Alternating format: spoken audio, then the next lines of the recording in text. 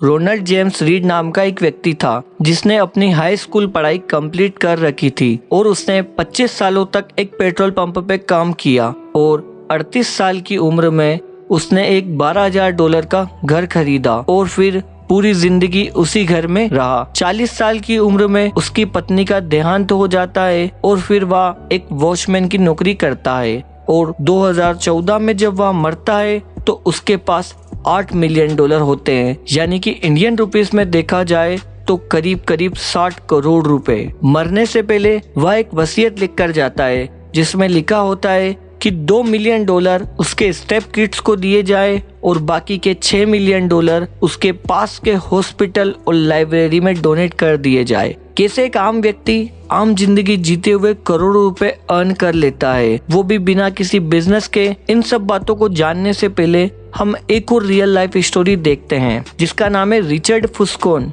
जिसके पास दुनिया के सबसे अच्छे इंस्टीट्यूट हार्वर्ड की मास्टर इन बिजनेस MBA की डिग्री थी और वह एक बहुत ही बड़ा बिजनेसमैन था जिसकी बड़े बड़े बिजनेस ओनर भी तारीफ करते नहीं थकते थे। और उसने 40 साल की उम्र में ही इतना पैसा कमा लिया था जिससे वह पूरी जिंदगी बिना काम किए जी सकता था। फिर उसने एक समुंदर किनारे एक बड़ा आलीशान घर बनाया जिसके लिए उसने बैंक से लोन भी लिया और उस घर में 11 बाथरूम और 2 लिफ्ट भी थी। इतना अमीर और सक्सेसफुल होने के बाद जब 2008 में आर्थिक मंदी आई तो रिचर्ड फुस्कोन ने अपने सारे पैसे गंवा दिए और लोन न चुका पाने के कारण से उसने अपने आप को दिवालिया घोषित कर दिया। अब सवाल ये आता है कि कैसे बिना कोई डिग्री और बिजनेस के एक आम आदमी करोड़ों रुपए जमा कर लेता है और कैसे एक हार्वर्ड से पढ़ा और हाईली ग्रेजुएट एक बहुत बड़े बिजनेस का मालिक होने के बाद भी अपने आप को दिवालिया घोषित कर देता है। तो यह बुक इसी बारे में है कि हार्वर्ड से पढ़ा व्यक्ति भी फाइनेंशियल मैनेजमेंट में फेल हो सकता है और एक पेट्रोल पंप पे काम करने वाला व्यक्ति भी करोड़ों रुपए अर्न कर सकता है। अगर आपने ये वीडियो पूरी देख ली तो मैं आपको गारंटी देता हूँ कि आपकी लाइफ पूरी तरीके से चेंज हो जाएगी। इस बुक ने मेरी लाइफ भी बदली है तो डेफिनेटली आपकी लाइफ भी चेंज होगी। जिस बुक की आज मैं बात कर रहा हूँ उस बुक का नाम है द साइकोलॉजी ऑफ मनी, जिसे लिखा है मॉर्गन हाउसेल ने। फाइनेंस के लिए यह one of the best book में से एक बुक है। तो चलिए वीडियो को शुरू करने से पहले अगर आपने हमारे चैनल को सब्सक्राइब नहीं किया है तो कर लीजिए। हम हर वीक प्रीमियम बुक का क्वालिटी कंटेंट आपके लिए लाते रहते हैं।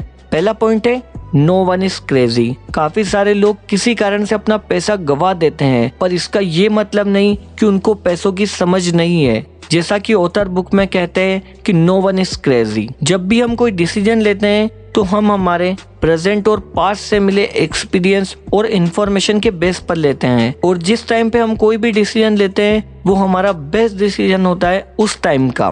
क्योंकि अगर हमें पता होता कि ये डिसीजन गलत है तो हम वो डिसीजन लेते ही क्यों। तो कभी हमें ये नहीं समझना चाहिए कि मेरा डिसीजन सही है और सामने वाले का गलत। किसका सही है किसका गलत है ये तो फ्यूचर में ही डिसाइड होगा। हर व्यक्ति का अलग अलग माइंडसेट होता है पैसों के प्रति, क्योंकि हर व्यक्ति डिफरेंट कल्चर में पला है, डिफरेंट माइंडसेट के पेरेंट्स ने उनको पाला है, डिफरेंट टाइम डिफरेंट कंट्री में वह पले हैं, तो ऑब्वियसली उन दोनों का पैसों के प्रति डिफरेंट माइंडसेट भी होगा। तो हमें कभी ये नहीं सोचना चाहिए कि सामने वाला पैसों के प्रति पागल है या उसको पैसों की समझ नहीं है।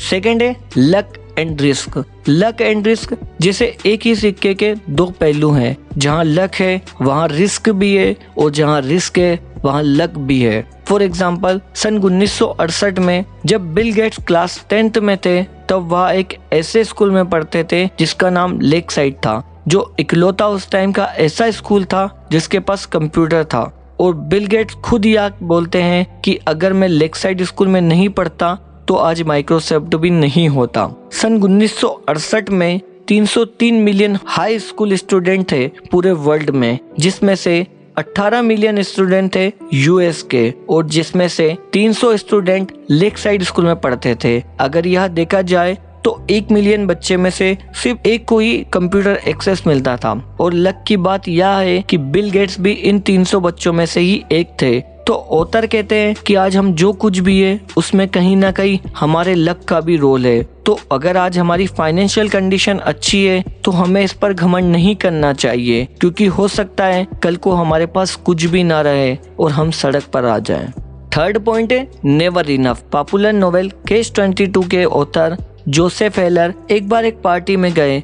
वहाँ उनके दोस्त ने उन्हें बताया कि जो इस पार्टी के होस्ट हैं वो एक दिन में इतना पैसा कमा लेते हैं जितना तुम अपनी सबसे पॉपुलर नोवेल को लाइफ टाइम बेचकर भी नहीं कमा सकते। इस पर हेलर बोलते हैं, मेरे पास एक ऐसी चीज है जो उसके पास नहीं है और वो है आई हैव इनफ।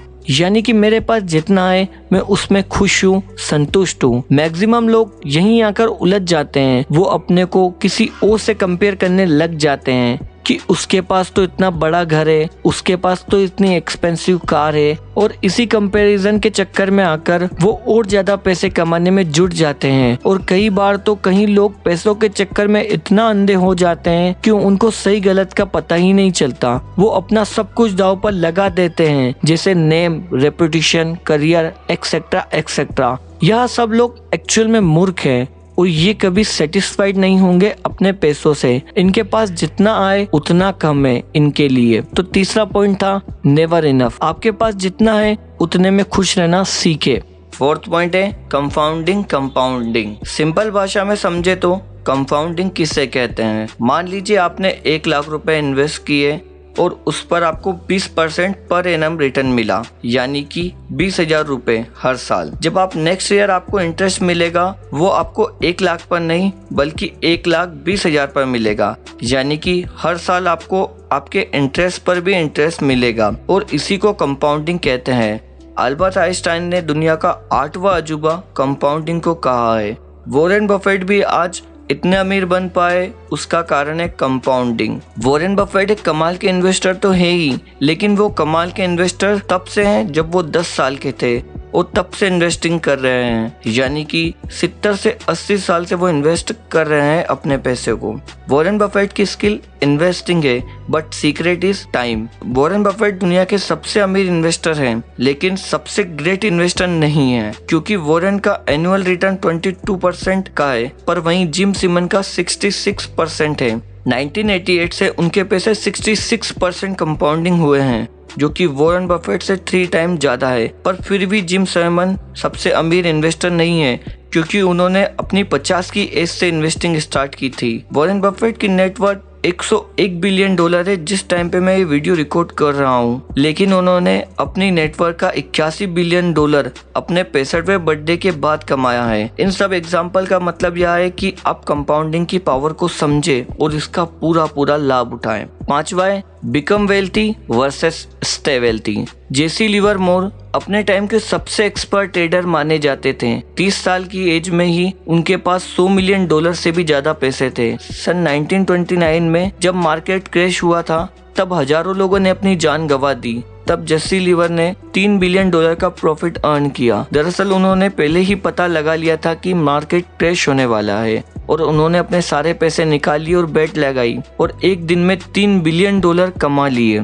यानी कि यूएस के सबसे वर्स्ट डे में जेसी लिवर ने सबसे ज्यादा अर्न किया और उस टाइम के दुनिया के सबसे अमीर इंसान बन गए। वहीं एक और इंसान थे जिनका नाम था अब्राहम जर्मनस्काई, जो कि एक multi millionaire real estate developer थे। उन्होंने अक्टूबर 1929 के मार्केट क्रैश में अपने सारे पैसे गंवा दिए, जिसका सदमा वो सहन नहीं कर पाए और उन्होंने सुसाइड कर लिया। 1929 के मार्केट क्रैश में पैसे कमाने से जेसी लिवर को घमंड आ गया और ओवर कॉन्फिडेंस में आके उसने अपने सारे पैसे दोबारा से स्टॉक मार्केट में लगा दिए। और यही नहीं बल्कि लोन लेकर भी उन्होंने पैसे मार्केट में लगा दिए, जिसका नतीजा ये हुआ कि धीरे धीरे उन्होंने अपने सारे पैसे गंवा दिए और एट द एंड उन्होंने सुसाइड कर लिया। दोनों ही केस में ये पैसा कमाने में एक्सपर्ट थे, पर इनको पैसों को मैनेज करना नहीं आता था। यानी कि इन दोनों को ये तो पता था कि रिच कैसे बने, लेकिन इन दोनों को ये नहीं आता था कि रिच कैसे बने रहें। हजारों बुक्स हैं जो आपको सिखा देगी कि रिच कैसे बने, लेकिन लंबे समय तक रिच कैसे बने रहे ये आपको खुद सीखना पड़ेगा। अपने पैसों को मैनेज करना सीखना पड़ेगा, इन्वेस्ट करना सीखना पड़ेगा। सब कुछ आपको सेल्फ लर्निंग से ही आएगा, तभी आप लंबे समय तक रिच बने रह सकते हो। तो यह थी video the psychology of money की। अगर आपको वीडियो अच्छी लगी हो तो लाइक करें, कमेंट करें, शेयर करें, और अगर अभी तक आपने मेरे चैनल को सब्सक्राइब नहीं किया है तो सब्सक्राइब करें। हम हर वीक आपके लिए प्रीमियम बुक का क्वालिटी कंटेंट लाते रहते हैं, तो सब्सक्राइब करना ना भूलें। Thank you so much.